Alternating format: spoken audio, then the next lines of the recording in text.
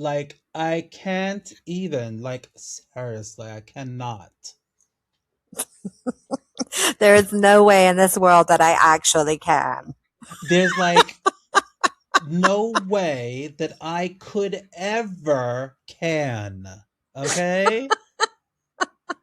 It's like the can possibility is so far away that From I what I cannot could do. even.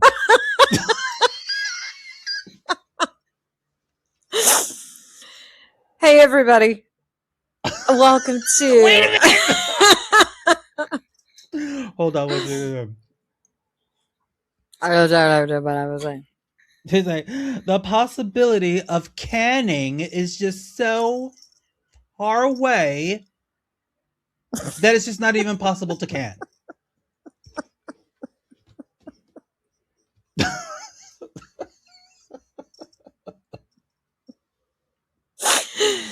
Oh, God. Is like the not is more possible than the can. So I cannot. I like the not is more possible than the can. That's something that I should say to my kids The not is more possible than when the they're can. when they're asking me, Miss Desmond, the not is so much closer to me than the can. I think if you said that to one of your kids will look at you like, Huh? what? They're so funny. I'm so glad to be almost done with school. I love them to death. I love them to death. But I'm a tired teacher. I'm tired. I need to Yeah, I reset. think we're all tired at this I point. need to reset. Anyway, let's get started. So, Hey,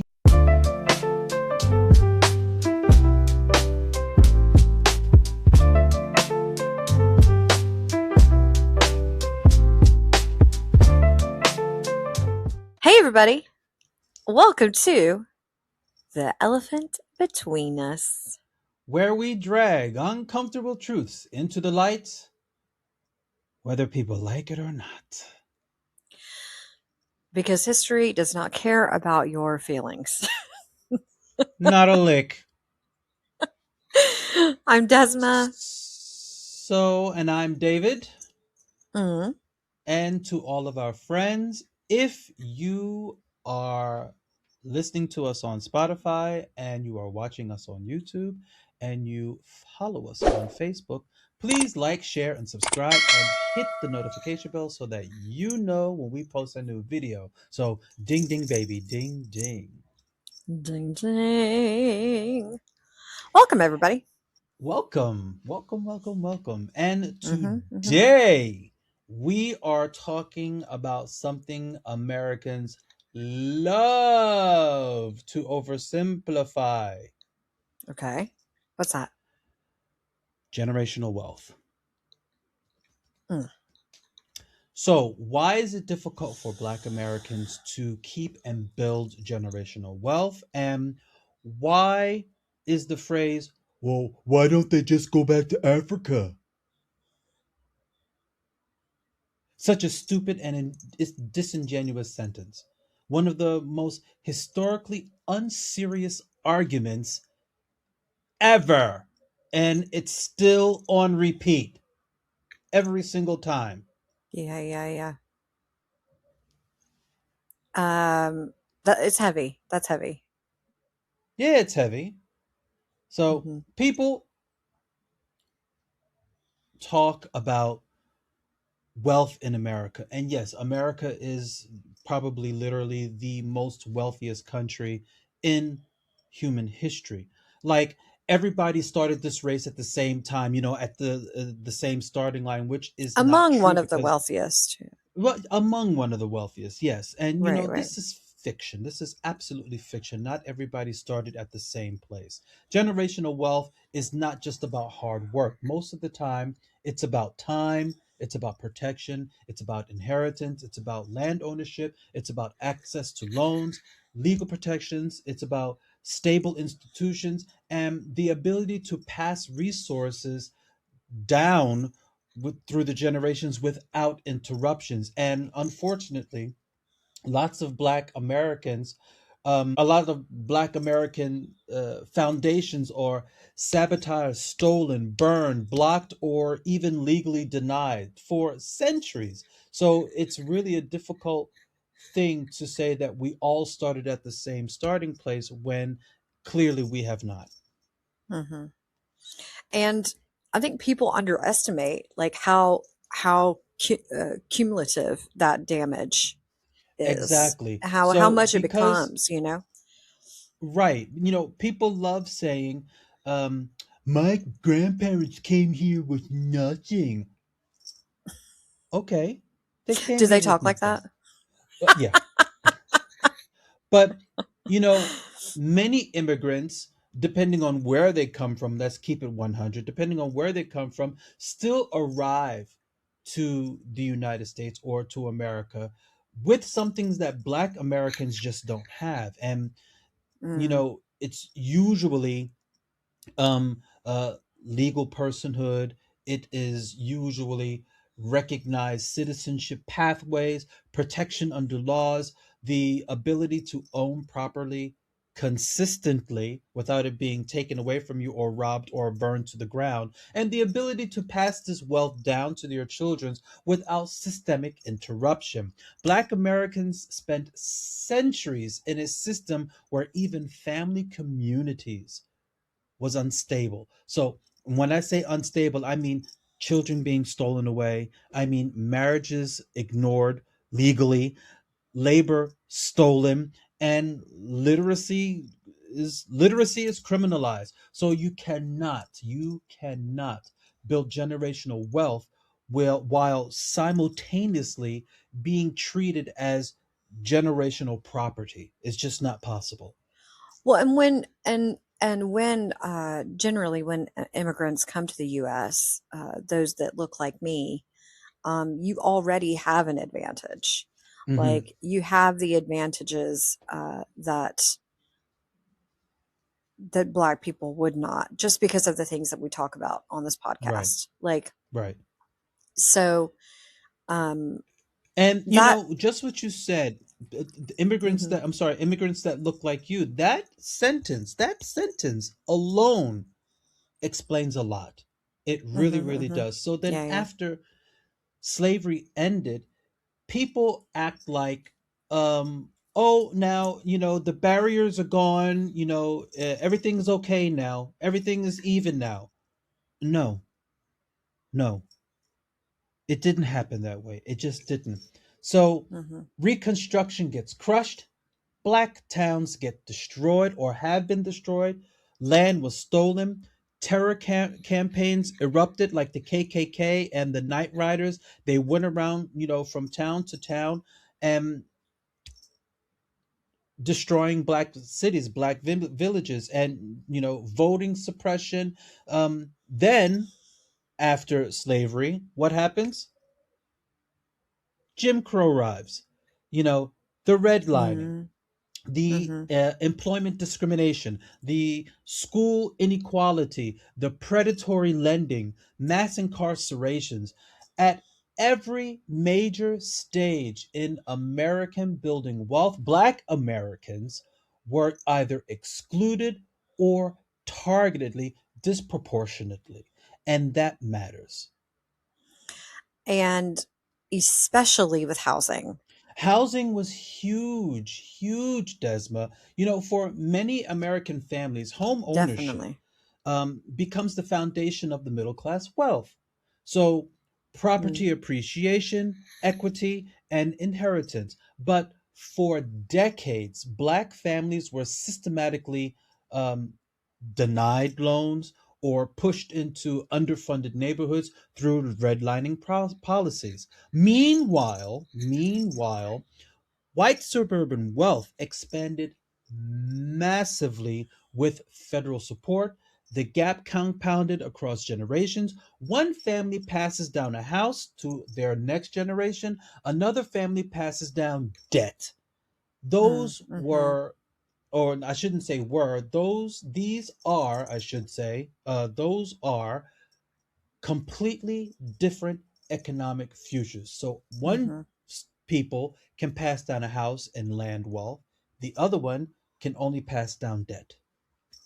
And people, I think, generally like say that that's personal responsibility, right? And Like that's a it's lazy argument because America loves to individual explanations for structural outcomes, let's say. And mhm, um, now, how can I say? Don't misunderstand. Individual choices absolutely matter. Absolutely matter.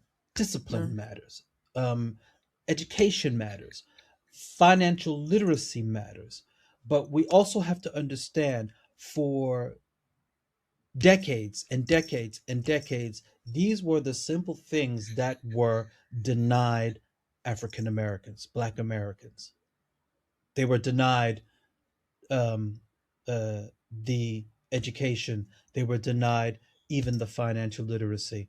Now, I don't want to say mm, that discipline was denied to them, but social disciplines were denied them, not within their own structures of their communities. But mm, pretending structures don't matter is intellectually dishonest as well. So if mm. policy doesn't matter, America would not have spent centuries creating racialized policies in the first place.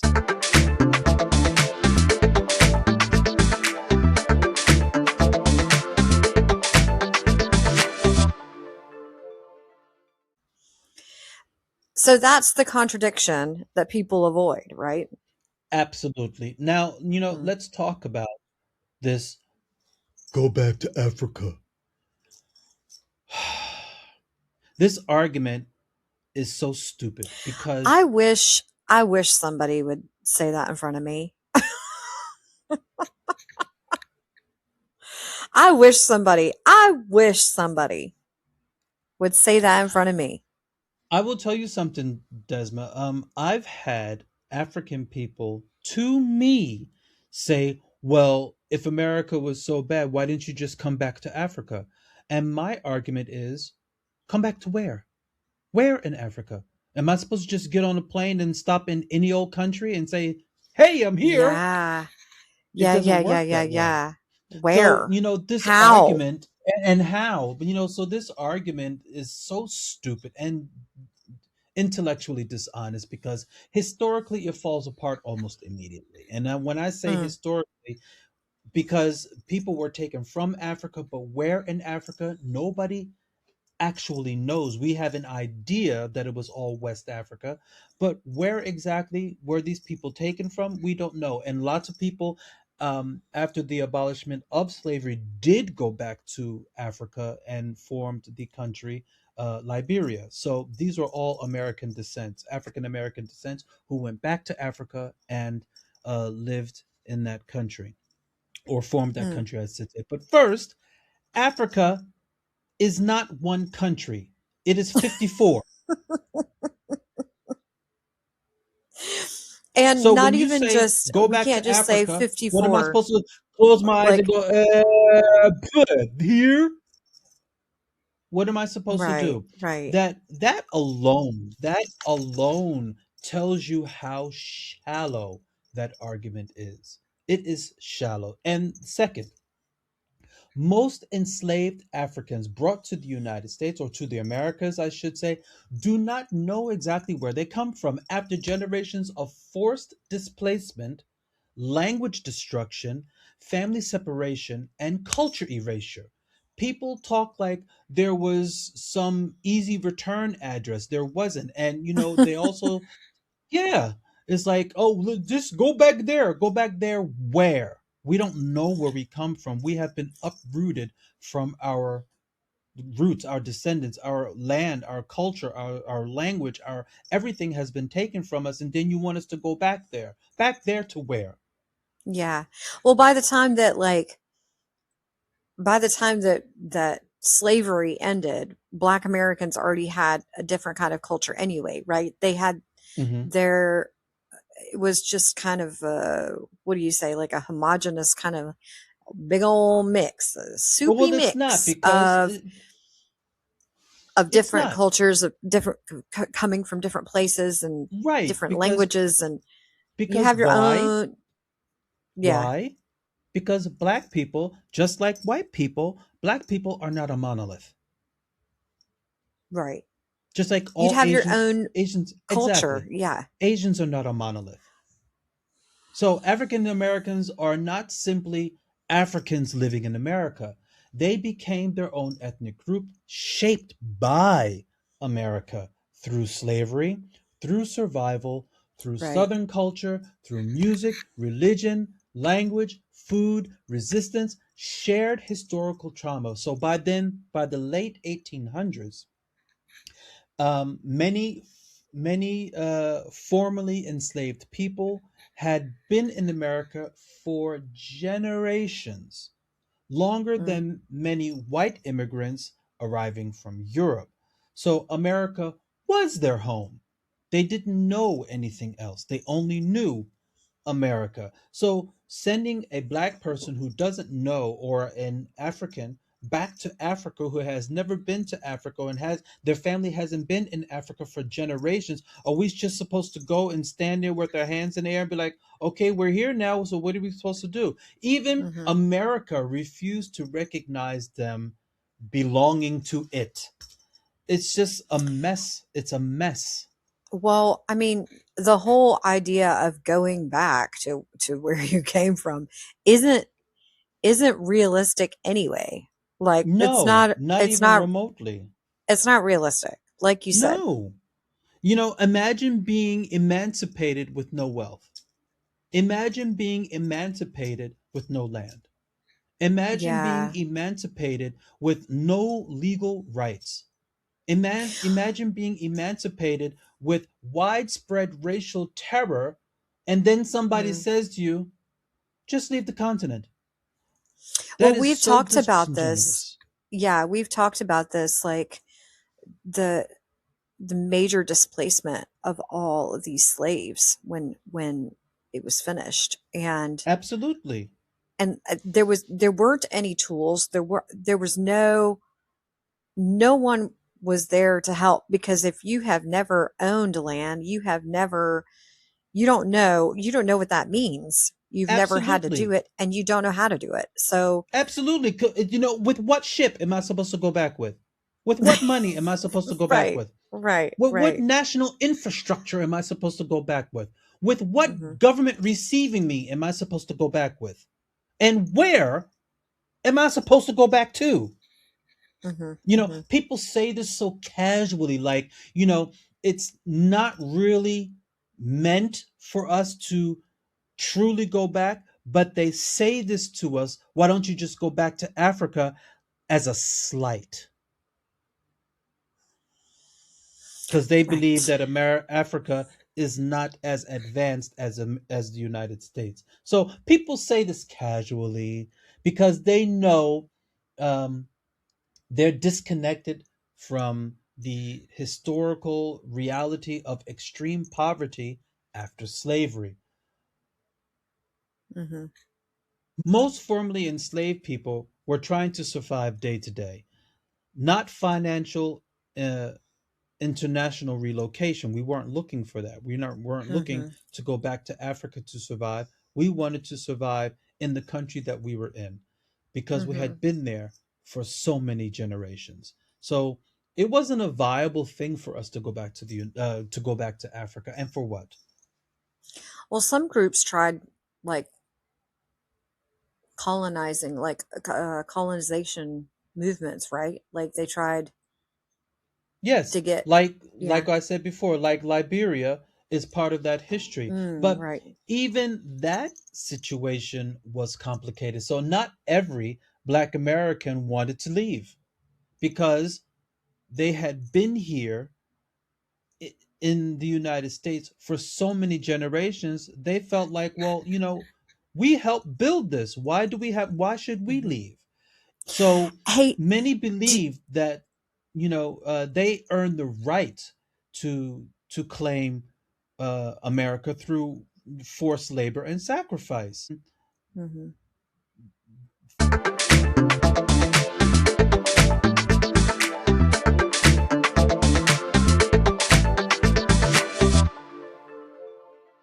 If you like what you're hearing, if you like what you're seeing, don't be racist.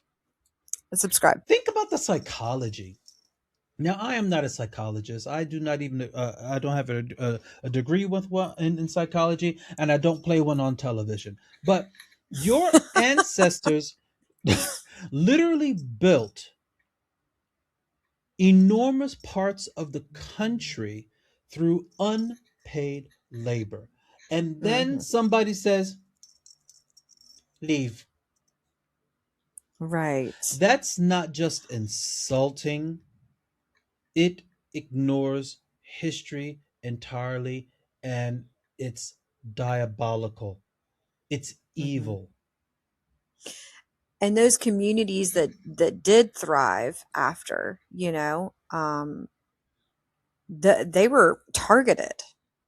And that Like, part is crucial, absolutely. When Black Americans did begin building wealth independently, there were often violent disruptions, mm-hmm. such as Tulsa, Yeah, I was gonna say it was Rosewood, Tulsa. land seizures, racial massacres, discriminatory eminent domain, banking exclusions. People need to understand that wealth requires stability, and these types of instabilities were forced upon Black Americans, not white Americans, Black Americans. If your success can be burned down, confiscated, segregated, or denied legal protection at any moment, wealth accumulation becomes fragile, and fragility Mm, destroys generational momentum. mhm, mhm. So that gap, the wealth gap, it's not an accident. It's not No, accidental. no. It was historically produced over time through accumulated policies, violence, exclusion, and unequal access to opportunity. That doesn't mean that black success is impossible. No, clearly it isn't. There are lots and lots and lots and lots and lots of successful black people who Mhm, did not, or do not feel that sting of uh, exclusion, violence, and unequal access. Absolutely not. There are lots of successful black people. Lots. But individual success stories does not erase structural pattern. Both mhm. things can exist simultaneously. So two things can be true at the same time. Right. It's a difficult conversation. But people hear uh, structural critique as personal accusation. I had a not a friend of mine, but a friend of a friend. He said, it's so interesting in the United States that when you say something or if you criticize something about racism or something in America, or injustice in America, racial injustice, people take that, white people I should say, take that as a slight against America. Right. And this is what annoys me the most. So by understanding history isn't assigning inherited guilt to random individuals. That's not what this is about at all. It's about understanding inherited systems. If a race Right. starts 300 years late carrying institutional damage, that history doesn't magically disappear just because the civil rights laws changed on paper. In That's practice, why it was reparations are completely really different. important. That's why reparations is important. Yeah, yeah. Generational wealth is cumulative. So is generational disadvantage.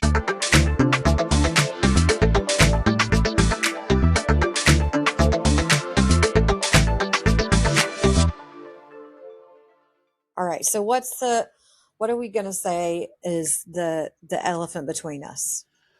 So the elephant between us is that Black Americans were expected to build lasting wealth inside of a system that repeatedly interrupted sabotaged, criminalized, or expected their economic progress, and then were blamed for struggling to produce the same generational outcomes as groups who faced far fewer structural interruptions.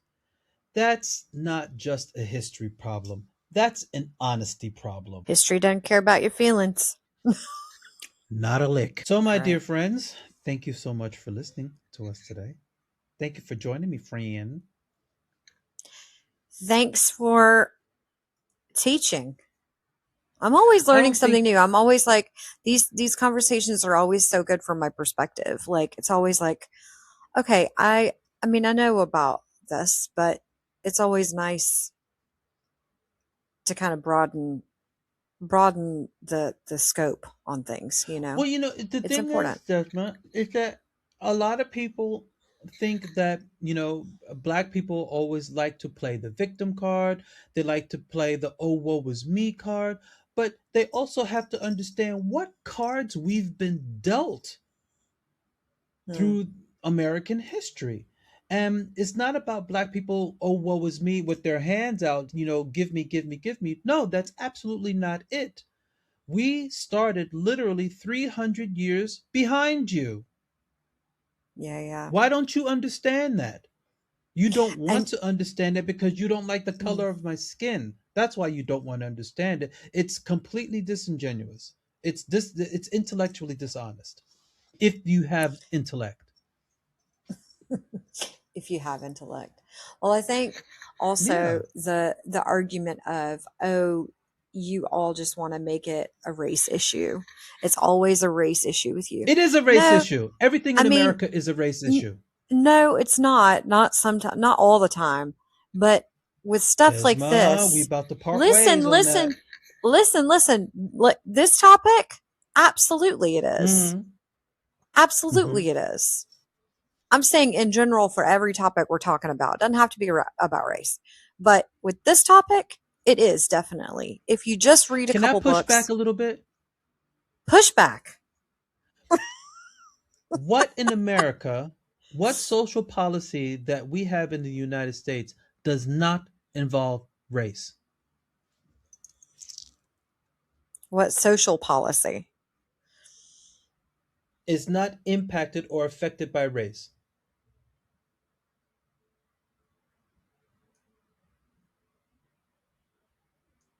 I was going to say, you know what my first thing I was going to say? I was going to say clean water. Flint, Michigan. I know. And as soon as it came to my mind, I was like, God, Damn it. Michigan.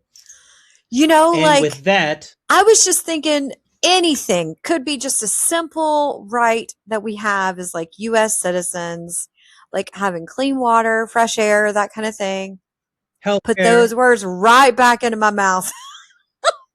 everything that every policy in the United States is affected by race. It Mm, really is. yeah. Poor Flint. I don't even know if they've got that stuff sorted out yet. I hope they No, do. they still I hope you haven't. do, Flint. Goodness They still gracious. haven't. They It's still been a long haven't. It's time. still going on, yeah. It's going on 6 years now, but I think it's not their fault per se. It's the infrastructure. They have like these old pipes, and to do that for the whole of Flint, Michigan is going to be really expensive. And I don't think they have the money.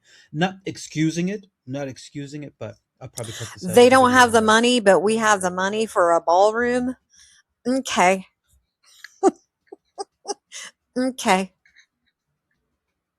And with Okay. that, I say okay. Okay. Okay. Okay. Guys, thank you so much for listening. Elephant in the room, y'all. History don't care a ding dang about your feelings. It doesn't. It doesn't. Not a lick. So, my dear friends, if you are listening to us on Spotify and you watch us on YouTube and you follow us on Facebook, Please like, share, and subscribe and hit the notification bell so that you know when we post a new video. So, ding, ding, baby, ding, ding. Ding a ding. And we'll talk to you later. Have a great week. Absolutely. See you later. Bye. Bye. Deuces.